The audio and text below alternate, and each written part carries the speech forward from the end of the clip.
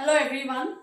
So far we have seen some examples of cyclic groups, both finite as well as infinite groups, and we have also seen two examples of finite groups which are not cyclic.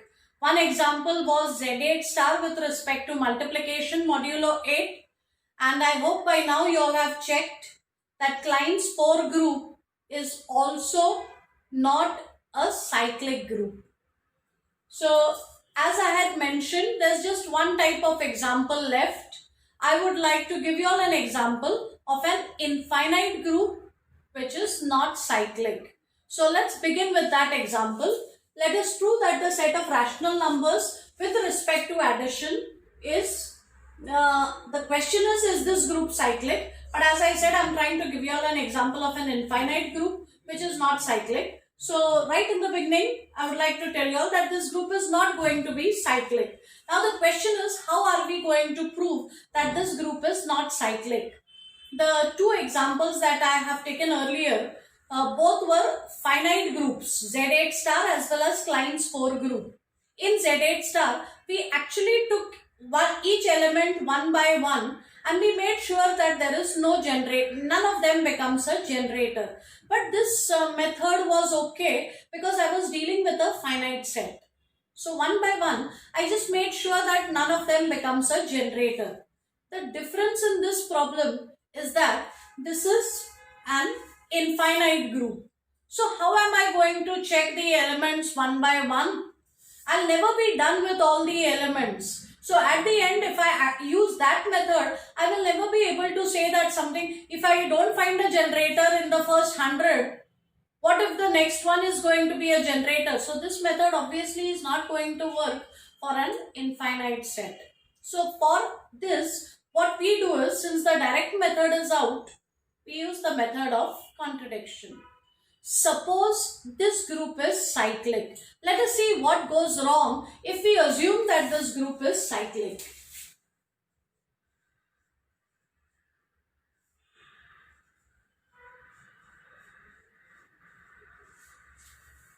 Suppose this group is cyclic. Well, if this group is cyclic, remember, it must have a generator. So, there will exist an element A such that A is a generator of the group. So if this group is cyclic, it must have at least one generator. Let us take that generator to be A. Since A is a rational number, A will have to look like m upon n for some integers m and n not equal to 0. So because A is a rational number, it will have something in the numerator and something in the denominator. Now, I'm saying that A is a generator of this group. So every element in this group can be written as an integral multiple of A. Why multiple? Because the group operation is addition. So every element in Q can be expressed as an integral multiple of A. In particular, if I take the element x equal to 1 upon 2n.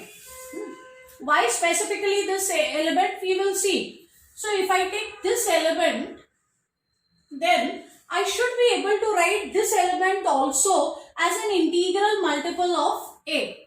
So I should be able to write x as k times A for some integer k. So if A is my generator, I should be able to write every element in the group as an integral multiple of A. So specifically, I can also write this element as an integral multiple of A. And now substitute. So I will get x is 1 upon 2n. A is m upon n. N cancels from both sides. And we get m into k is half. But that's simply not possible because m and k are integers. So if m and k are integers, how is their product ever going to be equal to half? So I get a contradiction. And I got this contradiction because I made a wrong assumption to begin with. So this group is not cyclic. So I have given you at least 4 different types of examples. Finite group which is cyclic, finite group which is not cyclic, infinite group which is cyclic, and infinite group which is not cyclic. So I think that should be enough examples of cyclic groups and groups which are not cyclic. Let us now start with properties of cyclic groups. And as our very first property, we will prove that every cyclic group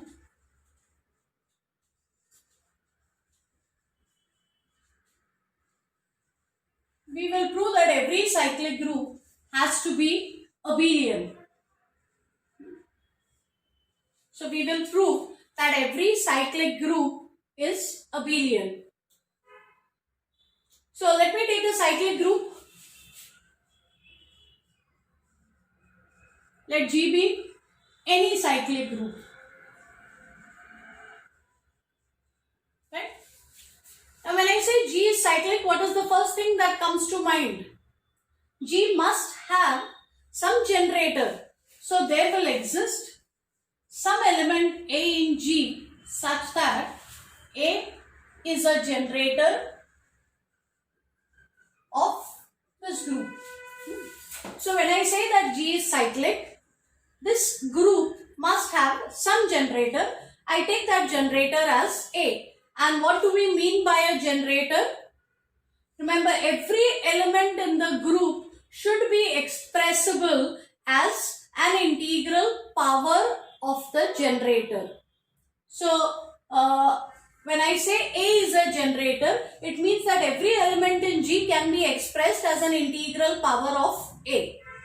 Now, I wish to prove that the group is abelian. So, I will take any 2 arbitrary elements of the group and I will show that they commute. So, I will take 2 elements x and y in G and I will prove that x into y is the same as y into x. But firstly, since G is a cyclic group generated by A, as I mentioned, every element in G can be expressed as an integral power of A. So, in particular, this element x can be written as A raised to some integer. Similarly, the element y can be written as some integral power of A, may not be the same. So, for some n belonging to z. And now, rest is easy. We are trying to prove the commutative property. So, look at x into y. Substitute x into y is a raised to m times a raised to n. Use laws of indices. That will be equal to a raised to m plus n. But when you look at the power, these are integers and addition of integers is commutative. So, this will be equal to a raised to n plus m.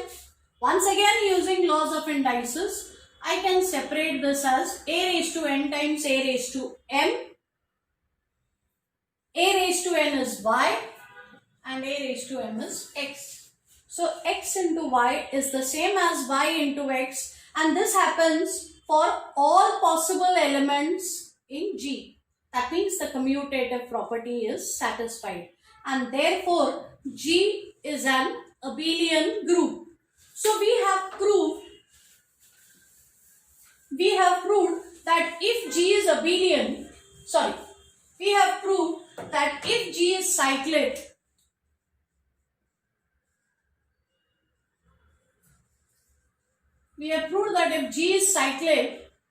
then G is abelian. That's what we have proved in this theorem. If the group is cyclic, then it has to be abelian. Immediately, as a consequence of this, we get the contrapositive also as a true statement. This is of the form if P then Q. Contrapositive is going to be if negation Q then negation P. So from this, it also follows that if G is not abelian,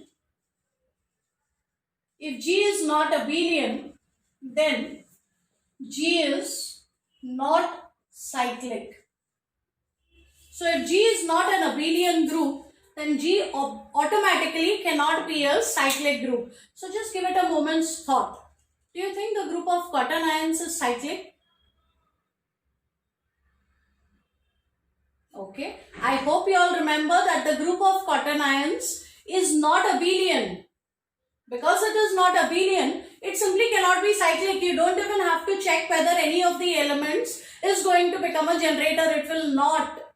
Because the group is not abelian, it is not cyclic. So whenever you prove a result in the form if P then Q, as a bonus, you also get the contrapositive as a true statement. So whenever you see a non-abelian group, you can immediately conclude that the group is not cyclic.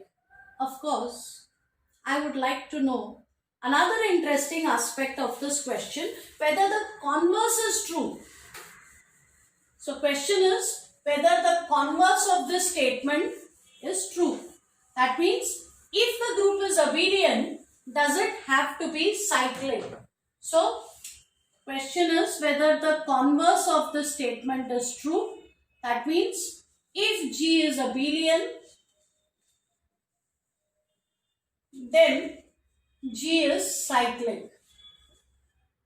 Question is whether this statement is true. Whenever you prove a statement like if P then Q, you must also question what happens to the converse, because converse is not equivalent to the original statement, so it may or may not be true. Therefore, we would like to know if the group is abelian, does it always imply that the group is cyclic? And actually there are two examples before us. In today's lecture itself, we have seen this group. This is an abelian group. It's addition of rational numbers. That is commutative. So this is an example of an abelian group. However, this is not cyclic. So converse of the above theorem is not true in general. You may get abelian groups which are not cyclic. Another interesting example of this kind is Klein's 4 group. Klein's 4 group is an abelian group which is not cyclic. And why is Klein's 4 group abelian? Of course, you can check from the table.